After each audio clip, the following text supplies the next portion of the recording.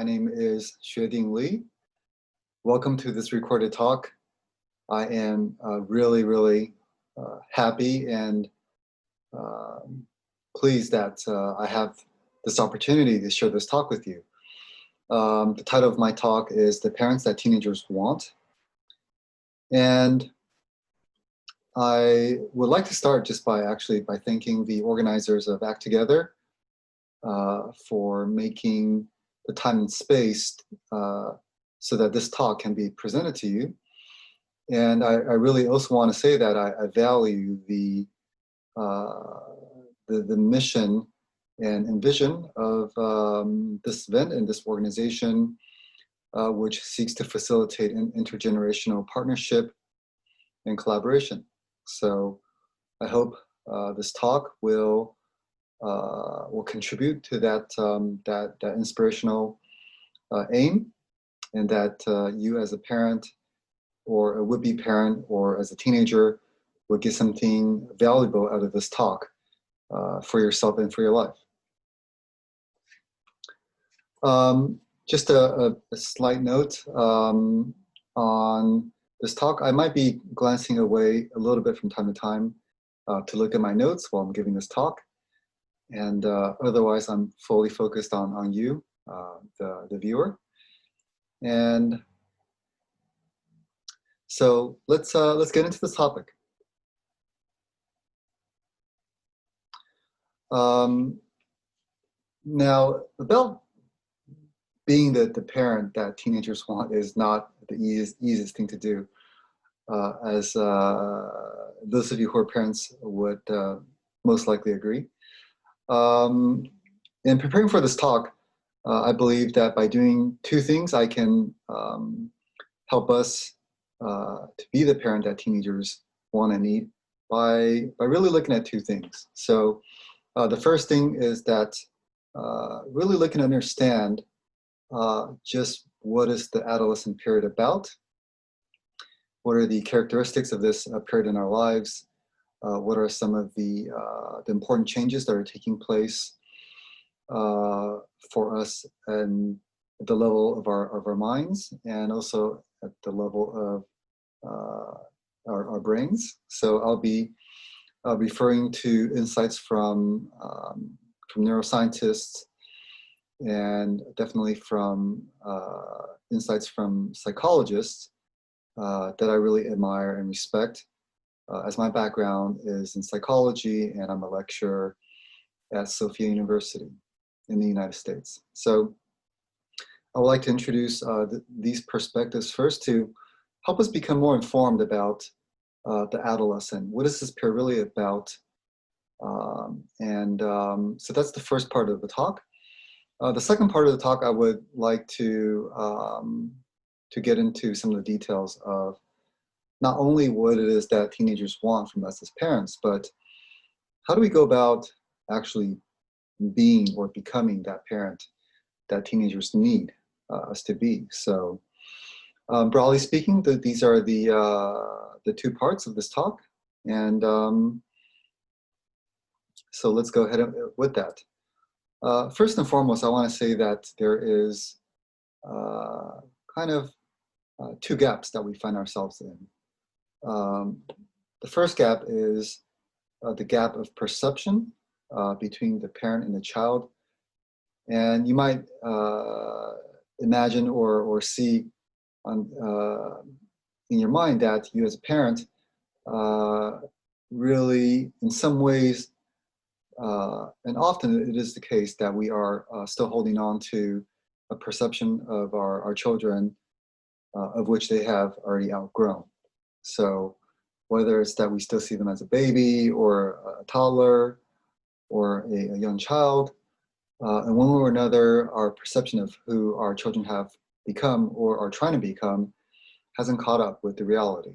So, and our teenage children sure are actively trying to point that fact out to us as parents. So that's the first gap, how we see our adolescent children and how they see themselves or who they're trying to become. So that gap causes a bit of a problem.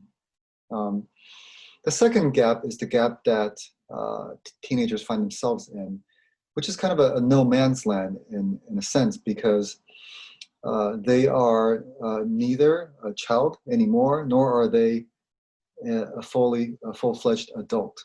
So they find themselves in between their past and their future, and they're seeking to forge their identity, to figure out who they are, as the famous psychologist Erik Erikson would say. They're really trying to answer that question, and it doesn't help when someone is trying to pigeonhole them into a particular identity, or forcing them to take on a certain identity, when teenagers really need to figure out for themselves and try on different clothes of identity, so to speak, so they can really know what suits them and who they really are. So there are these two gaps that that exist, and that's the beginning of the challenge that we have in front of us. And so according to the Center for the Developing Adolescent, and they have quite some good research, I would highly recommend that you have a look at that. They've done a lot of research around the period of adolescence, and they understand that adolescence really is a period that is much longer than what we would typically recognize as such. So the adolescent period really begins from 10, 11 years old on, and actually lasts all the way until young adulthood, around the mid-20s. So it's not really just the teens period between 12 to 18, 19. It's really a long period. And the perspective taken here by the Center for the Developing Adolescent is of the development, the physiological changes that are happening during this period. So really the changes that are happening in the brain, which is actually, there's quite a lot of change going on, a transformation of sorts. And really there are two major changes that are happening. One is that the brain is really needing to forge new connections. It's seeking new information in order to do that. It's motivating the teenager to seek out new experiences, try out new interests. So there's the corresponding physical changes that are taking place. And within the brain itself, these tiny tendrils, otherwise known as the dendritic spines, which are the protruding parts of the tree branch-like structure at the end of the brain cells, the neurons, are literally reaching out to connect with other neurons to receive new information, sort of like how a tree leaf is growing towards light, how a tree tries to maximize the capture of the sunlight. So physiologically, this is what's happening in the brain, and that the brain is hungry to form new connections between different brain cells. So that's one particular important change that's happening. The second major change is typically referred to as remodeling. But there's a remodeling that's happening within the brain, and it's remodeling of the network of connections between the brain cells. And there's a constant pruning of connections that are not being used so much. And there's also a strengthening of the neural pathways that are being used more intensively, more regularly. So what happens with the remodeling of the brain is the adolescent brain is becoming, not only is it hungry for more information, but depending on the type of information it's processing, it becomes more and more specialized towards certain types of information learning and the processing of information. It's becoming basically more efficient, more streamlined in the way it works.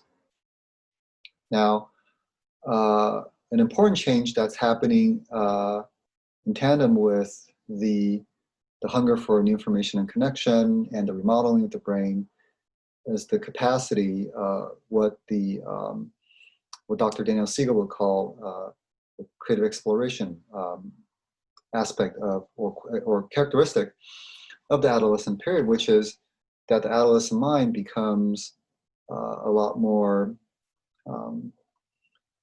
able to think at the meta level, to be able to question things and to form new perspectives that are novel and different, as an attempt to better, I would say, to better prepare for the life path that's ahead of the adolescent, because there is a lot to consider and to think about with adulthood just around the corner, with questions about career, intimate relationships, potentially lifelong ones, leaving the safety and security of the nest. All that requires the adolescent to be able to project themselves into the future and start to consider questions that are meaningful and significant. So, there, Dr. Daniel Siegel actually talks about the adolescent mind. So it's really no longer just the brain, it's really the various qualities of the way an adolescent is. And there are 4 characteristics that he has identified. First is the emotional spark, which is the heightened emotionality. So not only do teenagers experience emotions more intensely, they also seek experiences that feed that. So the adolescent is, as parents, you will have seen and experienced that, whether it's the ups or the downs, the highs or the lows, the joy, the anger, the sadness, all of these become very intense qualities of the emotional life of the teenager. So that's one important aspect of adolescent. So it's not that they want to act out or they're intentionally trying to become more melodramatic. That's the word that I'm seeking. It's really that that quality actually is there, that is observable among all teenagers, and which is certainly related to the developments in the brain as well. But anyway, that's an important quality of the adolescent mind. And the second quality is the social aspect. So the adolescent really is seeking to widen their social circle. This is an important way for adolescents to learn and to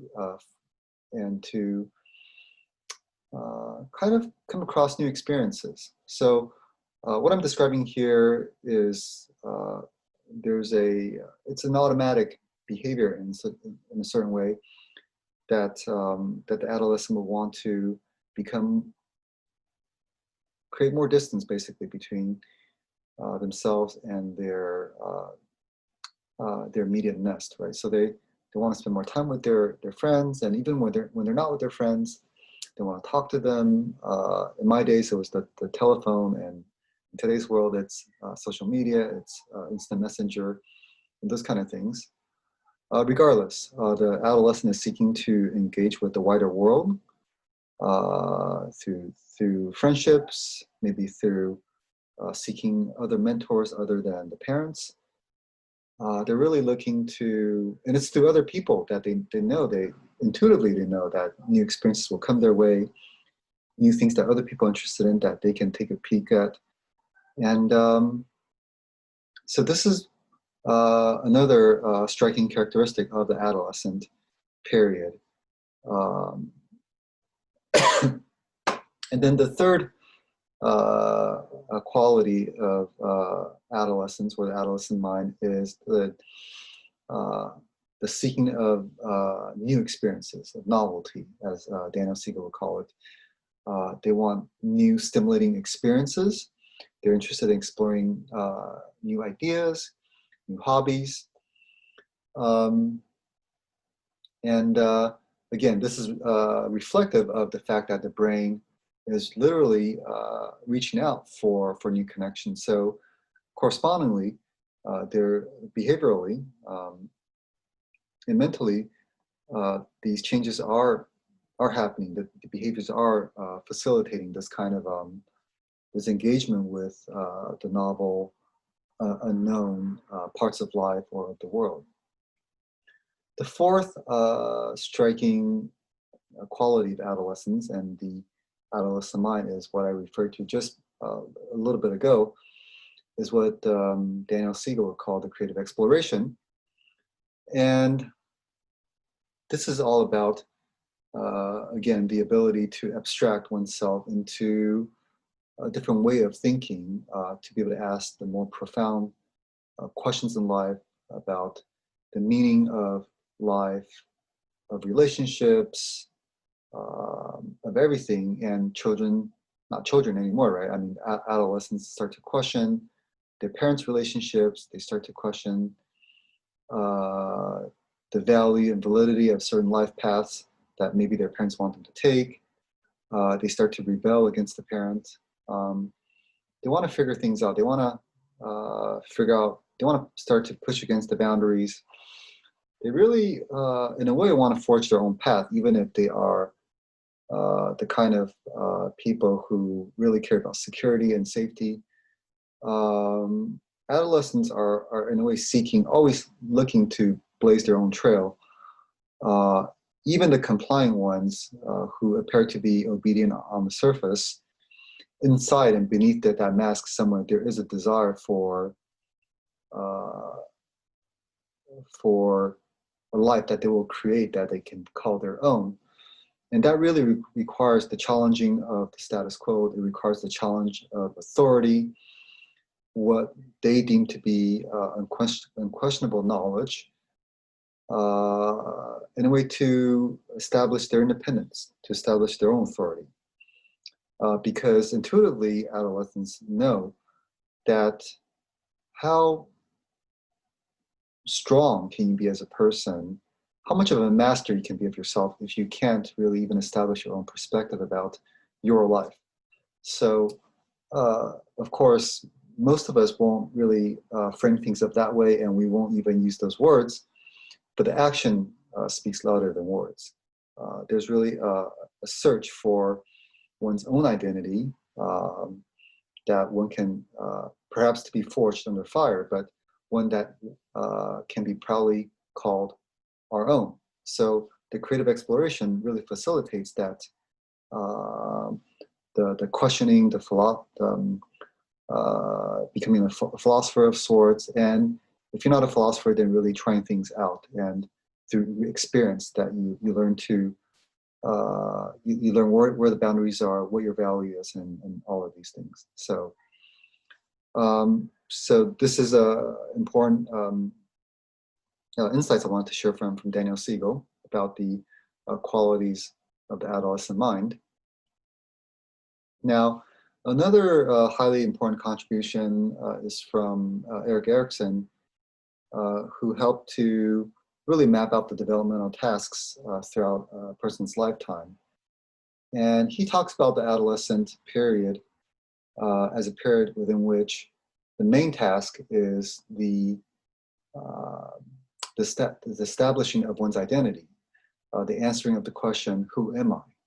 And of course, that's an age-old question posed by the most famous philosophers, and a question that we all must answer for ourselves in one way or another. But adolescence really is the period where that becomes the main obsession, if we want to get that picture. And so this is also why the adolescent is especially self-absorbed from the perspective of the parent, being in his or her own world, and with his or her friends. and doing, his or her activities. It is all about um, developing, exploring the identity, which if the adolescent fails to do, then the outcome is role confusion in this period, where we don't really know who we are, or we hastily take on an identity that's really not our own because we want to be the good boy or good girl, or we're too afraid to really explore the identity that we sense is ours. Then we set ourselves up for that role confusion, as Erickson will call it, and that sets ourselves up for midlife crisis later in life, because it is quite possible to get very far with a certain identity that we claim as our own, when in fact it is not. And the metaphor that I've heard once is that yes, we can climb up the ladder and to the top of the ladder, but if the ladder's leaning against the wrong wall, then we're in trouble. So this is something to keep in mind in terms of identity.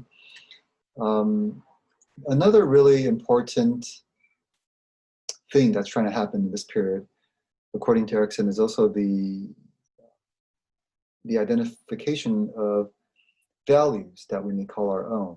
And of course, value and identity are intertwined. And the adolescent really is trying to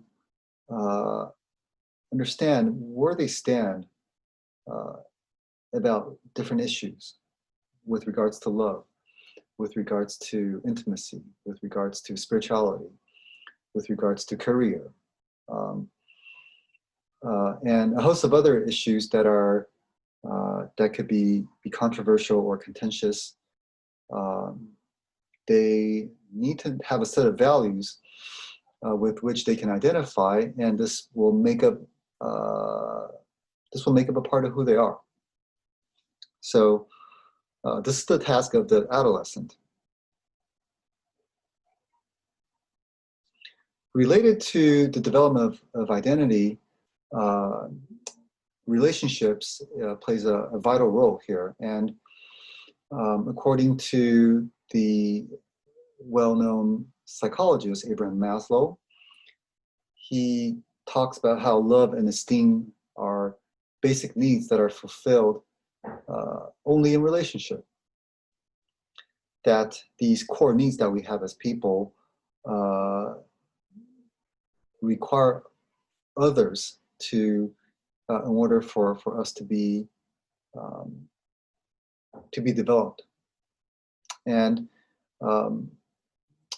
Abraham Maslow's peer, Carl Rogers, also talked about how in order for the individual to discover and experience his real self, his actual self, that a relationship is required as well. So this is another reason why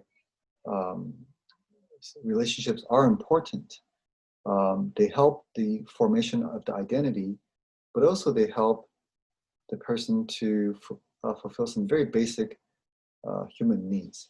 So, and that is really worth considering when we as parents see that our children are so involved in relationships other than the one with us, and hopefully that's not the case. But when they're so involved with their friendships and a life that they're trying to develop outside of the household, we can keep this perspective in mind, that they are trying to fulfill certain needs and discover certain things, which does not necessarily require that they not have a relationship with us as parents. But the question for us is, how can we facilitate this dynamic that the teenager may not necessarily voice? And here I believe it's really quite useful to understand the psyche in general. And the reason is because in order to understand a person, and especially their identity, it's important to to get a basic familiarity with the lay of the land, with the psychological terrain, so to speak, so that we may know what it is that we are working with within ourselves and what we are maybe sometimes working against. That is the mind, the heart and mind of our children. And hopefully we're not really working against it, that we are working with it. Right? We're going with the flow. We're smart about how we engage the adolescent in front of us, so that we can really influence them in a healthy way, in a way that's not controlling, in a way that is readily received by the adolescent. So this is why I want to spend a few minutes just talking about the psyche. And Carl Jung, the well-known Swiss psychologist from the mid-20th century, has developed a map of the psyche that I find quite useful. And primarily I want to talk about this in terms of, as you can see in the image, that there is the right half of the psyche and the left half. And the right half can be considered what is conscious, the content of our minds that we're typically aware of. And then the left half, which is what is unconscious, what's kind of in the shadow, so to speak. They also have a decided effect on our conscious minds, but they are a lot more hidden and can only be explored in indirect ways. So, so there's the conscious half and the unconscious half. Now, what is typically called the identity is usually what is referred to by Jung as the persona. So these are the social masks that we wear and that we try to make coherent with our values and the other different masks that we wear vis-a-vis our family, our friends, and society. So you of course have already experienced that you could be a different person at work, a different person with your friends, a different person at home. And we all have these different parts of ourselves that we show that we may call the persona, the social mask that we wear. So, but what is behind the persona is what is called an ego. And the ego is the part of ourselves that is trying to keep all the different masks coherent. And that in one way or another, the ego is very much concerned with its survival. It is, it wants to be relevant. It wants to be seen. It wants to be acknowledged. It needs to be, it wants power. It wants to be in charge. So this is the part of this is the part of us that is in one way or another controlling and manipulative and striving for power and deathly afraid of its own disappearance. And all this is to say that the ego and the persona are the conscious part of our identity, if you want to call it that, of our self, of our personality. But then really at the core of who we are, as you can see in the image, is the sun. And that is really the true self, the part of us that is skillfully harmonizing the unseen aspects of who we are, the shadow aspects of the ego, the repressed parts of us that we don't really want to show to others, that we only maybe show to our children or to our intimate partner. So the true self, or the self at the center, is really trying to harmonize the conscious identity and our unconscious identity in such a way that we may individuate. So individuation is the term that Jung uses for personal growth. And this is really all about becoming the most unique and incomparable self that we can become in the world. And there are no shortage of well-known people, maybe people who are not so well-known that you know, who are really uniquely who they are. I mean, I can think of a really good friend of mine from my time of adolescence, who is very unique. I mean, the way he thinks about life, the way he approaches relationships, the way he approaches work, his health, everything, it's uniquely him. And so, and of course, there are other famous examples that we can think of, people who have achievers in the realm of art, Picasso in music, in modern music.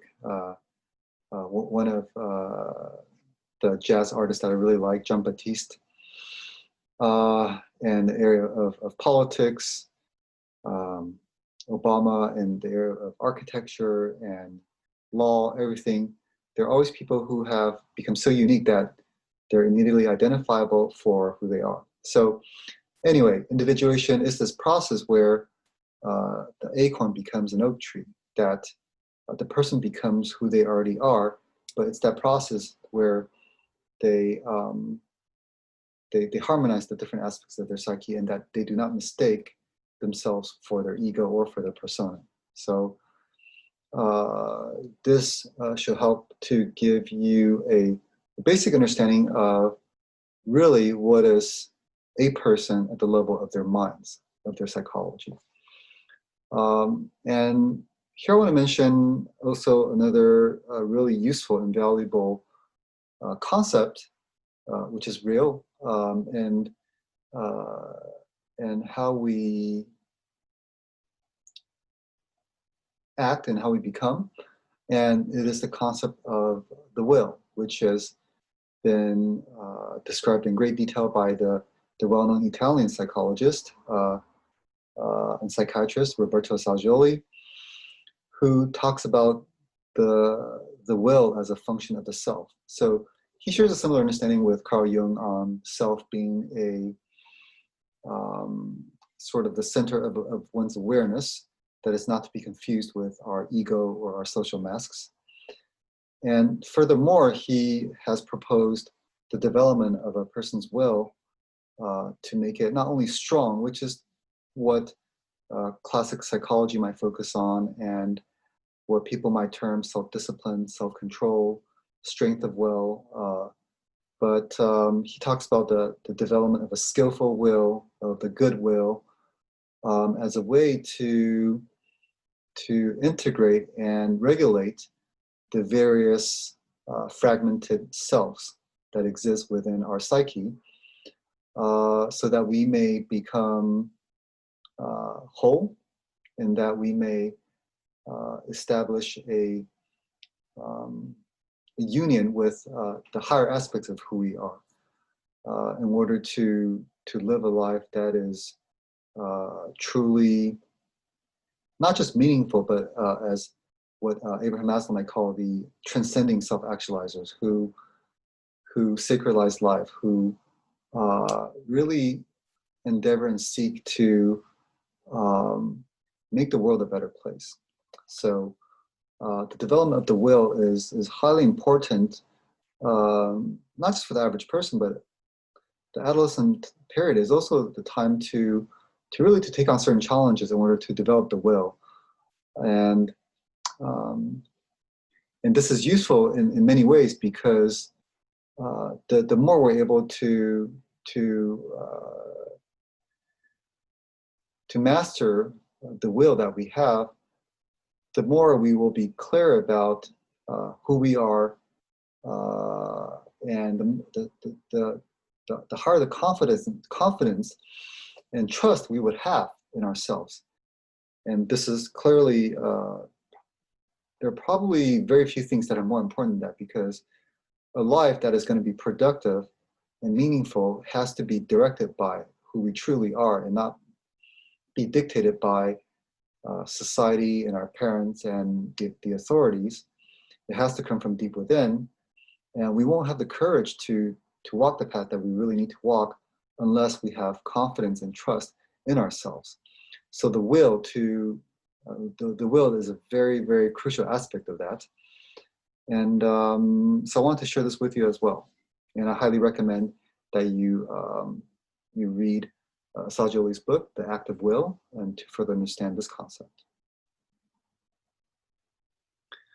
And now I want to spend the rest of the talk and kind of get into the primary topic, which is what is the kind of parents that our teenagers need us to be. And this has a lot to do with, because what I'm about to share with you actually is no secret. And even though what I'm going to share is not an exhaustive list of what we need to be for our adolescent children, a lot of it's going to be like, yeah, of course we need to have them feel safe and have them feel respected and all that. So the big surprise is not really in those kind of things per se. Maybe I'll be able to offer you one or two things that you haven't really thought of.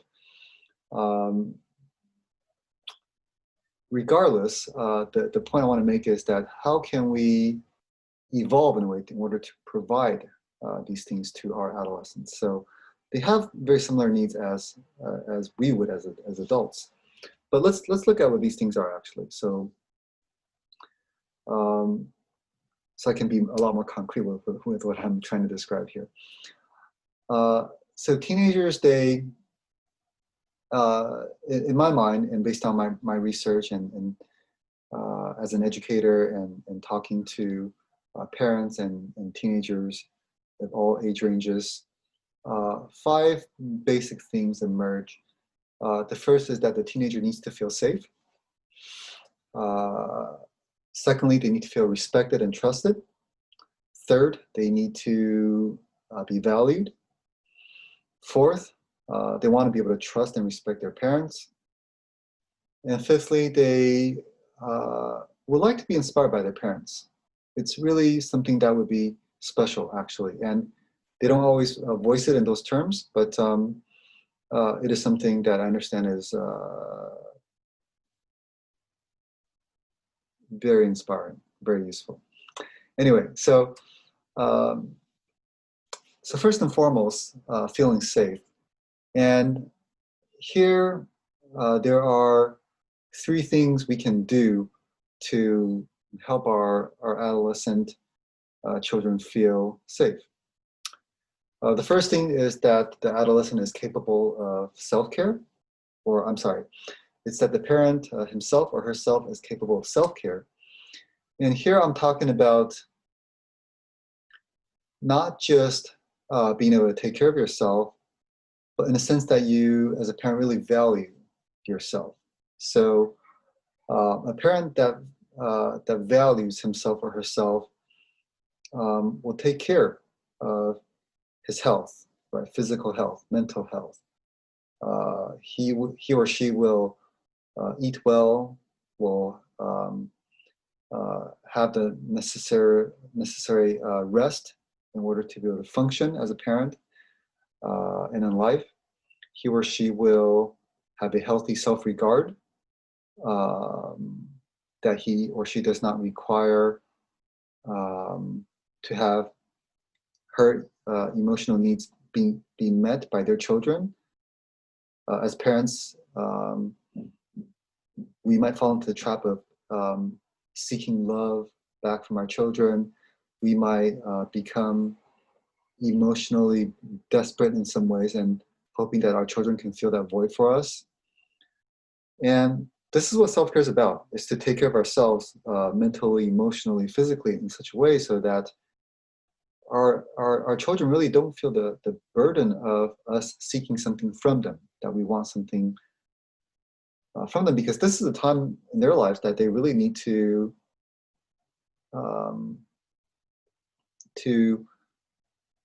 put as much energy into themselves as possible. They need to go through that period of self-absorption, a period of experimenting with life, experiencing new relationships, trying out new hobbies. It would be additional burden on their psyche, on their life force, if we were to ask them to, in one way or another, to take care of us as parents. So the parent who is capable of true self-care also values himself or herself And by taking care of ourselves, we provide, we're able to create this relationship where any exchange between us and our children can be, the dynamic can be healthier, and the children will feel that, you know, I can dare to say certain things to my parents, and I know that they can take it. I know that they have a healthy self-regard. I won't have to walk on eggshells around them, and that I will feel safe enough to leave my nest to explore things. I wouldn't have to feel like I have to be around my parents so much because they might be sad or upset if I'm not there to cater to their needs. So that's one point. The second one is that as parents, we should enjoy being parents. We should enjoy being parents, and hopefully, for the most part, we had children because we wanted children and not because we didn't want to. And regardless if you wanted children or not, you are now a parent, and your teenage children need you to enjoy being a parent, to love being a dad or a mom, so that they feel wanted, so that they feel that, again, they don't want to be burdened by you, and they don't want to take on your burden either, to try to make you feel better or to try to prove to you that they're worth loving, so on and so forth. And obviously, it is devastating if a teenager somehow gets the message that he or she is not wanted. So, and as difficult and as challenging as being a parent is, we somehow need to find a way to show our children that at the end of the day, we might get angry with them, we might be frustrated, sometimes we might even make mistakes, say the wrong thing or do the wrong thing, but that ultimately we love being their parent, we care for them, we want them in our lives, even if they are rebelling against us or disagreeing with us. And this is going to make the child feel safe. This is going to make him or her feel safe. And safety is a prerequisite to feeling loved. So, thirdly speaking, in order for the child to feel safe, obviously, as parents, we need to refrain from violence. And I'm speaking of not just physical violence, but also emotional and mental violence. And here, the clinical research is replete with studies that demonstrate violence, physical or emotional, lead to similar consequences, which is that the adolescent or child that grows up from having suffered enough physical and emotional violence, getting the message that they're unwanted and unloved, grow up to be more likely to harm their children and their spouses, to self-harm, to get into addiction, to divorce, so on and so forth. So we don't really want to handicap our children in such a way. So the practice of nonviolence is, of course, easier said than done, but very important to keep in mind that we really refrain from any kind of violence, period. Now, feeling respected and trusted is a very important need for teenagers as well, because, because if you feel respected and trusted, then you are a lot more likely to open up to the relationship with your parents. We all know from our experience that in relationships, one of the core things is respect and trust. And of course, it's no different between the parent and the child. But the question is, how do we develop that respect and trust? How do we maintain that? I'm offering 3 things that we might do as parents in order to make that work. So the first thing is that we are willing to listen to our adolescent children, and I put the emphasis on the part of the will. So we don't always want to listen to them, especially when we've told them 100 times, 1,000 times not to do certain things, or our communication is just not getting through, and they have certain undesirable behaviors with regards to their friends, the way they approach their studies, and the way they relate to their siblings, whatever. So, but the will has to be there, the will to listen, that we somehow find that center within, so that we are able to open the windows of our minds and let the light in some ways. So to be able to listen to our adolescent children to tell us certain things about the difficulties they're having with school or with their friends, or if they make a mistake, that why is it that they made that mistake? So to demonstrate the willingness to listen is quite important. And to be able to consider the feelings of our adolescent child is also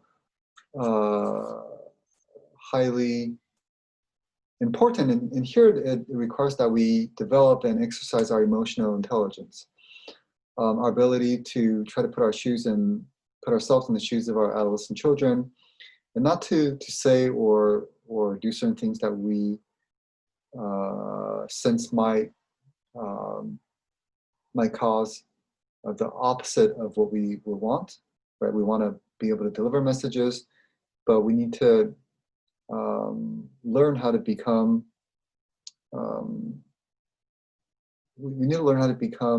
very skillful in the way we communicate. So in a way, we are learning to become a diplomat, right? We want to keep the peace in the relationship, and we need to find ways to communicate things so that they get the seriousness or the point that we're trying to communicate in a way that they will not just throw it away. They will not just disregard it and make light of it. So this is all about really our ability to manage our emotions, so that our language, our communication is not tainted by negative emotions that we will certainly have from time to time, and that we're able to sense where they're coming from and how they might respond and all that. So we really need to in a way become very diplomatic in how we talk to them. And thirdly, in order to help the adolescent feel respected and trusted, is to allow for sufficient freedom. And what this is about is, I would say, the famous phrase you will have heard, with freedom comes responsibility.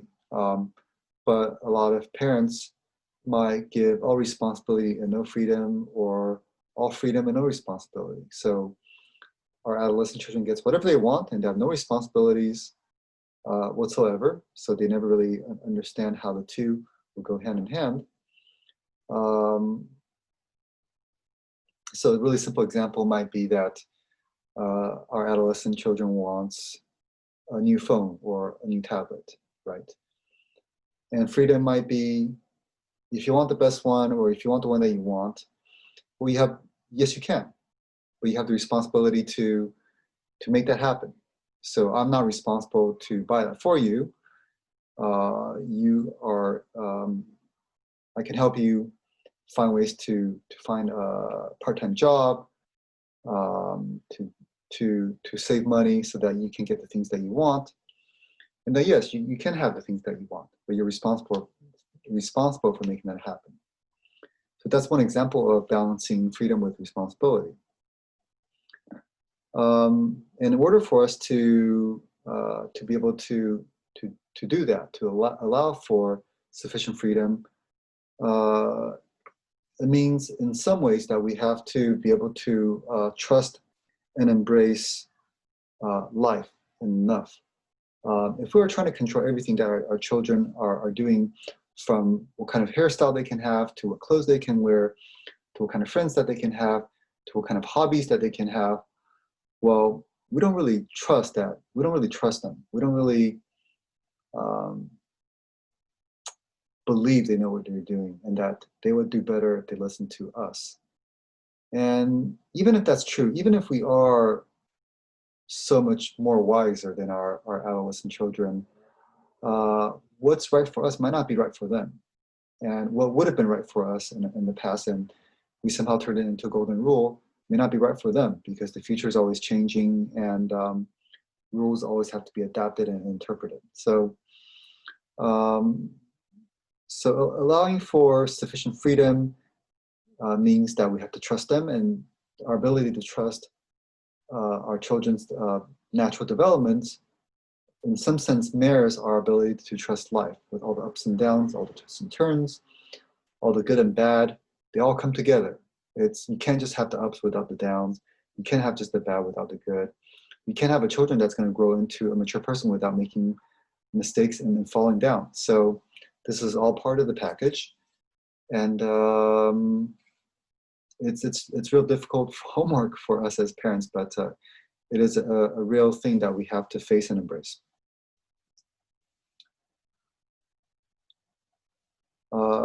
The third need that I would really like to talk about is that our teenage children need to sense that they're valued. Now, of course, this is not a unique need that only adolescents have. It's a need that we all have. But the question is, how do we do that, right? How do we make them feel valued? And one of the easiest way, and well, one of the simplest way to do this, not necessarily easy, the simplest way to do it is that when we do have the time to be with our adolescent children, that we are fully present with him or her. And by being fully present, I mean that all of our attention is focused on what he or she's doing, on the conversation that we're having with her. And even if we're just eating dinner together in silence, that we are there with them in silence, that our minds are not somewhere else thinking about work or some other drama that we might be going through in life. And this is this is the essence of the practice of mindfulness, which, as any one of us who've meditated for a while know that it's not the easiest thing to do, actually. So to be fully present with our adolescent children is to communicate that you value them, is to communicate that you care. And those of you who've been to psychotherapy or are working psychotherapists know that just your mere presence, your full attention and listening to the person in front of you, that has the power to transform things. It has the power to heal things. And it's the same thing for the communication relationship between a parent and a child. So being fully present is really something so simple and takes practice to do, but it's something that everyone can do with practice. So that is one thing that's going to help your adolescent child to feel valued. The second act that can really help us as parents to help our children feel valued is to get to know him or her. And when I'm talking about getting to know someone, I'm not just talking about knowing the trivial things about them, even though it is nice to know what color they like or what hobbies that they have, to know what is their favorite food. I mean, that's all fine. But to really know someone is to somehow trying to be a detective and look for the clues of who this person really is. What are their strengths? What are their virtues? And what is the particular bent of their personality? Who is he or she trying to become in life? What are the clues? And really kind of pay attention to those things so that you can facilitate that process, right? If you see that your adolescent child is much more inclined to to be involved with sports, is really very active. You might facilitate opportunities for a lot of these kind of things, right? I mean, that's the obvious thing to do. But you might combine that observation with interest that they have, right? If they are, not only are they active, but they also really care about animals, right? What are some of the experiences that you can help them to come into contact with, so that they can maybe combine the two, right? Horseback riding, or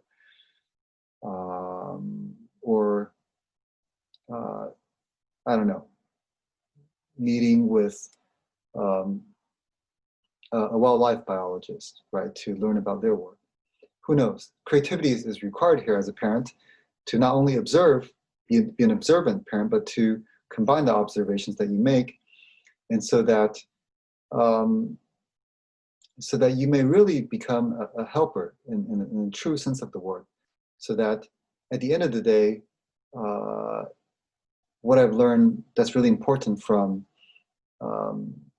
psychology, and especially transpersonal psychology, is that we're all in the process of becoming, not only are we trying to become whole as a person, we are trying to become the most unique possible version of ourselves. And that requires a lot of help from people, from life experience, from circumstances. And that if we have the opportunity to do so as parents, it's a great privilege. And so getting to know your child is really, in that the sense that what I'm talking about is highly, highly important. Now, one of the things that we can also do to help our children feel valued is to really care what he or she cares about. And there's a saying in Chinese, it goes by the translation of something like, if you love a house, then you will also love the crow that is on the house. So visually speaking, you see the house, you see the crow perching on top of the roof. If you love one, you love the other. So it's really your willingness as a parent to explore the interest that your children has, whether it is the music that they like to listen to. Perhaps you will surprise them by also listening to the same music that they have, just to listen to the lyrics, to see what is it about the music that captures the attention of your adolescent children. If they love to play games, maybe you play some of the games that they play and play with them to discover that part of their world. If they appreciate certain movies, maybe you watch that as well, so that you really try to put yourself into the shoes of your adolescent children and demonstrate through action that you're interested in them, you're interested in who they are, and that you're quite happy to invest the time and energy to learn about them. So this is, of course, tied to getting to know the person as well. So now coming to some of the other very important elements in the relationship, and then really what your teenage children would hope for is that they will hope that they can trust and respect you. So they may always love you as your child, but they may not trust and respect you, and for many reasons, right? Maybe we have failed in some ways as parents, and that we have been less than good to them. So I would say never take for granted that we would have the trust and respect of our children. It is a privilege to have their trust and their respect, and that we should strive to maintain that trust and respect that they would naturally want to give to us. So it's for us not to screw up. But there are a few ways that we can do this. So one of the ways is that we are able to acknowledge our mistakes. And this is important for a couple of reasons. First and foremost, when we acknowledge our mistakes, it shows that we are humble, right? It shows that we care about the truth more than we care about the facade. And this is, of course, very helpful for, not only is it liberating for us to be free of the burden to trying to hold up this pretense of being the all-knowing, all-perfect parent, but also it encourages the adolescent to also admit their mistakes, to know that they don't have to be perfect, and that they don't have to, they're not risking your love by admitting that they haven't done certain things well, or that they did something that they shouldn't have done. So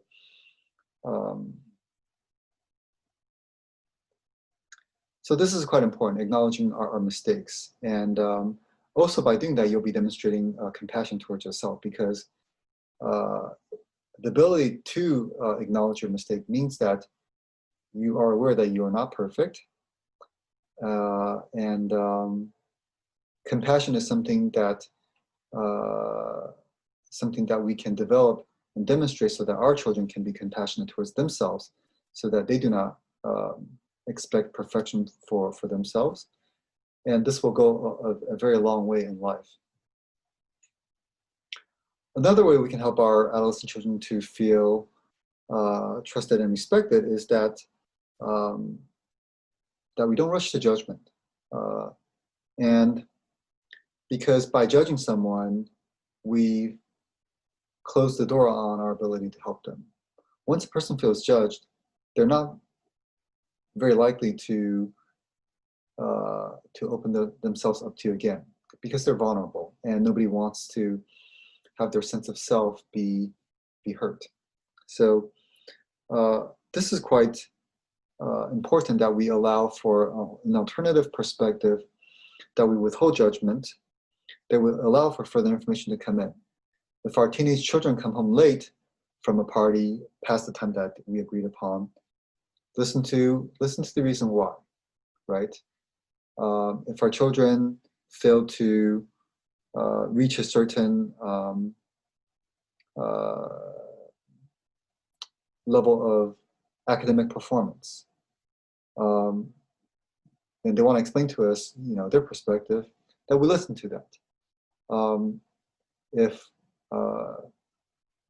our children have a failed friendship or relationship, maybe because of a bad habit or a character flaw that they have, that we listen compassionately, that we don't say, "We told you so," those kind of things. So this is really the next step to, after you're being willing to listen to them, that really you do your best to withhold judgment and to allow to get to yourself, to get to know your child better in a way that they can be heard, and that you can help them to find a solution.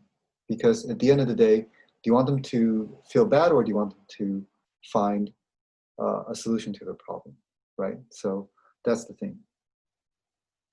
And finally, that we as parents, if we want our children to respect and trust us, that in a way we have to become predictable and understandable to them, so that whatever rules that we set for the relationship, for the house, or for any kind of reward and punishing system that we devise, that we are able to explain the whys of what we do, what we say to them, so that we make sense to them, so that the things that we do are rational. It is not unpredictable. There's no guessing game that has to happen. We're not opaque to our children.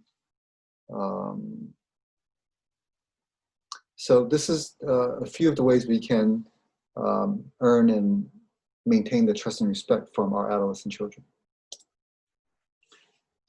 Now, the last need or want that I want to talk about in this talk is that it would be a very beautiful thing if we can become inspirational examples to our children. And here I want to talk about things that are not necessarily grand or epic, but just a few things I can offer as suggestions here.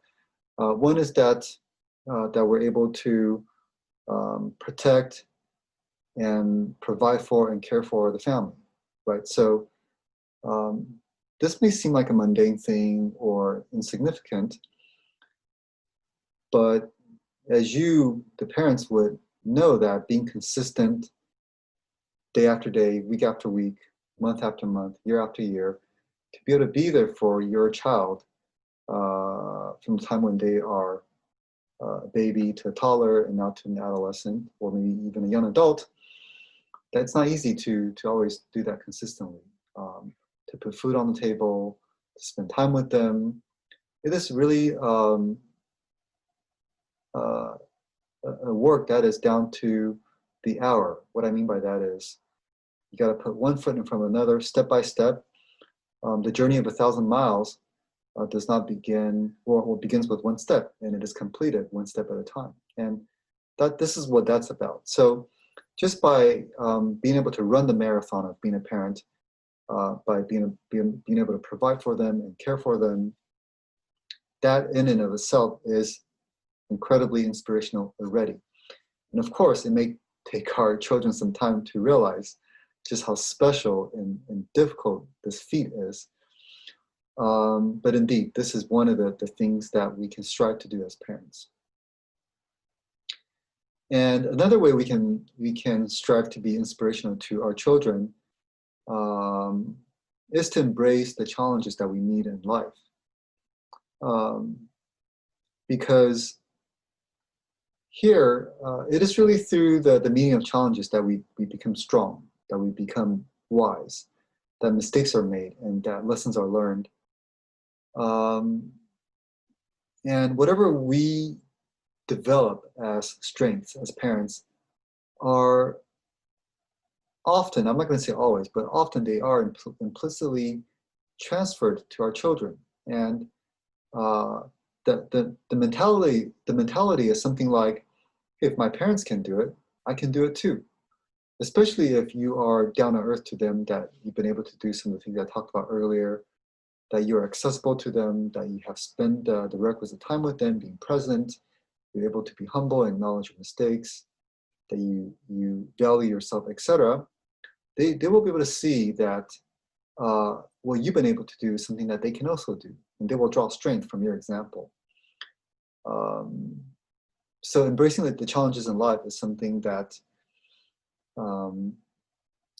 we can do, because life has no shortage of challenges, and how we meet and face these challenges is a direct teaching, is a direct lesson for our children in a way. And action always speaks louder than words.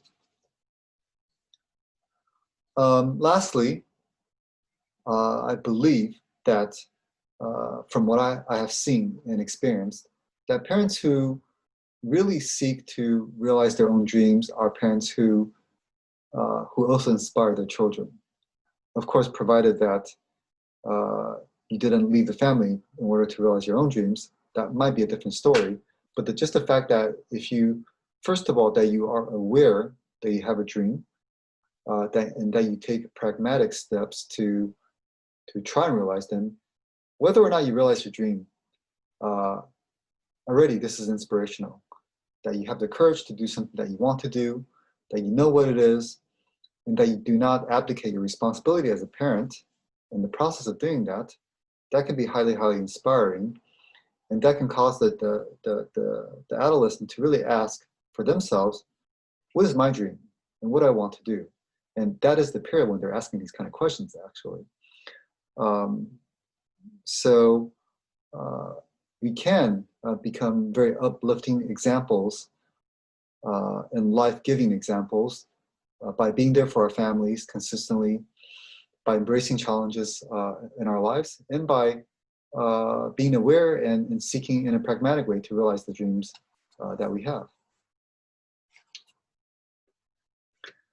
So this brings me to the end of my talk. I'm really, again, grateful for this opportunity to share my research and my insights. I hope that they will be useful to you in some ways. And I would say that if there's one message that I hope will be received is that the evolution of our of who we are is highly important, and the fact that adolescents are in the midst of a kind of a major revolution, if you will call, if I can call it that, is that we can facilitate that seeking, that transformation, that exploration that they are undergoing, and that we can best facilitate that by evolving ourselves in such a way so that we can meet some of these basic needs that I talked about. What the needs are, it's clear. It's how we go about actually meeting those needs is the fun part, the part that requires creativity, that requires perseverance, that requires a real dedication and commitment to being a parent, to life, to our children. So yeah, so that's the message that I hope will be received, and that in closing, I just I will wish for the utmost growth and fulfillment that is possible for you as a parent and for your teenage child, and that we may all benefit from this once-in-a-lifetime opportunity of being a parent. So until next time.